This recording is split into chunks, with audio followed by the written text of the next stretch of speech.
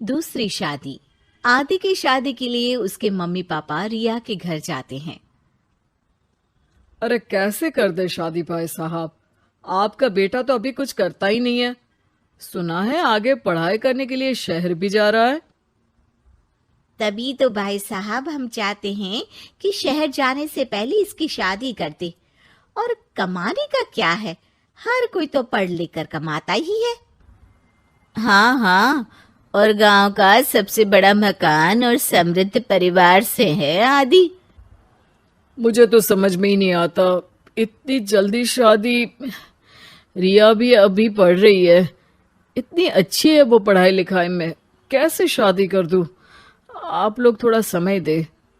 आदि के माता पिता घर चले जाते हैं, जहां आदि के पिता कहते हैं, अरे भाग्यवान, मुझे तो समझ ही नहीं आ रहा कि तू क्यों इतनी जल्दी आदि की शादी करवाना चाहती है। पढ़ लिख कर कमाई धमाई करने लायक हो जाए तो फिर कर देना शादी। अरे आप चुप रहिए। रिया जैसी लड़कियों के लिए शादी के रिश्तों की कमी है क्या?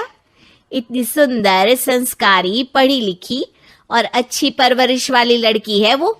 मैं तो छोड़ ही नहीं सकती ये रिश्ता किसी भी कीमत में। बता दे रही हूँ, रिया की शादी आदि से ना कराई ना तो मैं जहर खाकर जान दे दूंगी। पूरे गांव में नाम है उन लोगों का, नौकर चाकर कितने लगे हैं उनके घर में। अरे मेरी बेटी तो राज करेगी, राज। और इस तरह ना चाहते हुए भी रिया की शादी आदि से हो जाती है। अरे बेटी, ये ले तेरी किताबें, पढ़ाई बिल्कुल ना छोड़ना। तू तो मेरी गर्व करने वाली बहू है, बड़ा नाम है तेरा गांव में। हाँ, आखिर पसंद किसने किया है रिया को आदि के लिए? आदि को गांव की रिया इतनी पसंद नहीं होती है। अरे यार, तू तो बड़ा लक्की निकला, रिया जैसी लड़की से तेरी शादी हो गई। अरे लक्की की क्या बात है, वो भी तो मेरे जैसे लड़के की बीवी बनकर किस्मत वाली बनी है ना। अरे अब तो तू रह नहीं दे, ना तो तू कमाता है ना ही पढ़ने में अच्छा है। क्या है तुझमें? बस पैसा, और वो भी बाप का। आदि को दोस्तों की बात पर बहुत गुस्सा आता है। पिताजी, मैं शहर जाना चाहता हूँ आगे की पढ़ाई के लिए। अरे बेटा, लेकिन यहाँ की पढ़ाई तो पहले पूरी हो जाए। नहीं नहीं, अब मैं किसी भी हालत में शहर में ही रहकर पढ़ाई करूंगा। रिया को आदि का ये व्यवहार अजीब लगता है कि अचानक नई शादी के बाद आदि ऐसा क्यों बोल रहा है। खैर, आदि पढ़ाई के लिए शहर चला जाता है और रिया गांव में रहकर सास ससुर की सेवा करती और बचे वक्त में पढ़ाई। अरे देखो, दामाद जी तो शहर चले गए, हमारी बेटी बेचारी अकेली रह गई। उसे कुछ दिनों के लिए यहीं बुला लाओ ना। रिया की माँ रिया के ससुराल उसे लेने जाती है कि उसके सास ससुर कहते हैं, अरे नहीं नहीं बहन जी, हमारा मन तो रिया के बिना नहीं लगेगा। हाँ माँ, इनको तो शहर जाना ही था पढ़ाई के लिए, बस थोड़ा पहले चले गए। माँ खाली हाथ वापस आ जाती है।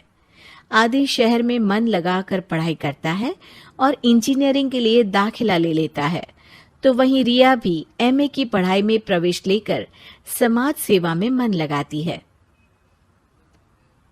तुझे देखकर लगता है कि मैंने तेरे साथ ठीक नहीं किया बेटी। शादी तो करवा दी लेकिन पति का साथ नहीं मिला। अरे तो क्या हुआ, जैसे मैं अपने माँ पापा के साथ थी वैसे अब आप दोनों के साथ हूँ, है ना? सास खुश हो जाती है। अरे सुनो, बहू आदि लौट रहा है शहर से, वो कल आ जाएगा, तुम लोग तैयारी कर लो। रिया ये सुनकर खुश हो जाती है। वो सोच लेती है कि अब वो कुछ दिनों तक आदि के साथ क्वालिटी टाइम बिताएगी। लेकिन जब आदि घर आता है तो उसके साथ होती है एक शहर की लड़की जो जींस और टॉप में होती है। ये मेरी दोस्त है, मेरे साथ रहेगी। आदि उसे अपने मम्मी पापा से मिलवाता है लेकिन रिया से नहीं। रिया सबके लिए खाना लगाती है। अरे ये नौकरानी कितनी सुंदर है, खाना भी अच्छा बनाया है। अरे नहीं नहीं, ये नौकरानी नहीं, मेरी बहू यानी आदि की बीवी है। ये सुनकर लड़की शांत हो जाती है और आदि की तरफ देखने लगती है, फिर वहां से चली जाती है। अरे माँ, क्या जरूरत थी घर की कहानी बताने की? देखा, अब वो बुरा मान गई ना। वैसे भी मैं आप लोगों को बता देता हूं, मुझे रिया के साथ नहीं रहना। मैं शिवानी से प्यार करता हूं और उसी से शादी करूंगा। मैं रिया को छोड़ रहा हूं। आदि ये बोलकर उस लड़की के साथ शहर चला जाता है। रिया ये सब देखकर रोने लगती है, अपने कमरे में चली जाती है जहां सास ससुर उसके पीछे आते हैं। हमें माफ कर दे बेटा। वो दोनों उसके सामने हाथ जोड़ते हैं। आप लोग ऐसा क्यों बोल रहे हैं? ये तो मेरी किस्मत थी, पर अब मैंने सोचा है कि मैं भी आगे पढ़ाई करके आगे बढ़ूंगी। रिया पढ़ाई लिखाई करके पूरे जिले की कलेक्टर बनती है।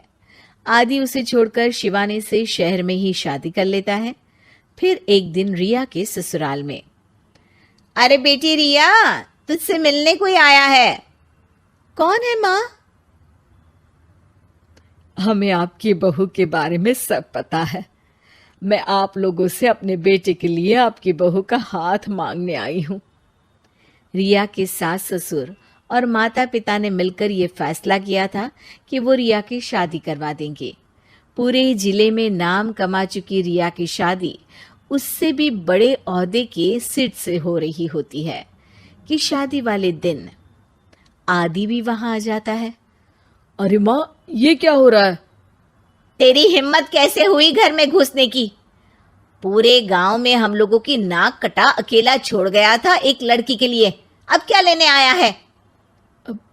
माँ, वो लड़की ठीक नहीं निकली। उसने मुझे धोखा दे दिया माँ। मैं रिया की कीमत समझ चुका हूँ। अरे इतने बड़े जिले की कलेक्टर है वो। मैं यहाँ नहीं था, फिर भी उसने आप लोगों का पूरा ध्यान रखा। बहुत लेट हो चुका है बेटा। रिया आज अपनी नई जिंदगी की शुरुआत करने जा रही है, अब उसे भी जीने का हक है। वो तेरी सुविधा से जिंदगी नहीं जी सकती। तूने तो हीरा खो दिया बेटा।